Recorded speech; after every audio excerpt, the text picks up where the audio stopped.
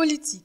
Le ministre britannique pour l'Afrique en visite en Côte d'Ivoire. Le ministre des Affaires étrangères de Grande-Bretagne pour l'Afrique, Max Simons, est arrivé lundi à Abidjan pour une visite de 3 jours et a été reçu le même jour par le président ivoirien, Alassane Ouattara. À sa sortie de l'audience, M. Simons a indiqué avoir évoqué avec le président Ouattara les voies et moyens de renforcer les relations économiques et politiques entre la Côte d'Ivoire et la Grande-Bretagne. Selon le diplomate britannique, M. Ouattara et lui ont souligné la nécessité d'encourager les entreprises britanniques à investir davantage en Côte d'Ivoire dans les secteurs clés tels que l'éducation et les finances. Les questions régionales, notamment la crise malienne et le développement des infrastructures au niveau de la sous-région, ont été également au menu des échanges, a ajouté Max Simons. Avant d'être reçu en audience par Alassane Ouattara, il a rencontré le Premier ministre ivoirien, Daniel Kablo-Duncan, pour concrétiser la volonté de son gouvernement de renforcer ses relations avec la Côte d'Ivoire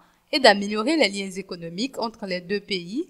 Max Simons a annoncé la tenue en Grande-Bretagne d'une réunion commerciale à laquelle seront conviées plusieurs personnalités ivoiriennes. Il a également annoncé l'arrivée d'une mission d'hommes d'affaires britanniques en Côte d'Ivoire. Pour M. Simons, ces actions visent à aider la Côte d'Ivoire dans son développement, notamment dans la création d'emplois. Le programme du séjour du ministre britannique pour l'Afrique prévoit une rencontre avec le ministre de l'Industrie, un déjeuner avec le ministre des Affaires étrangères, une visite à l'opération des Nations Unies en Côte d'Ivoire, en Russie et à la centrale thermique d'Azito à Abidjan. Max Simons doit également se rendre à Tongon, dans le nord du pays, pour visiter une mine d'or avant de quitter Abidjan mercredi.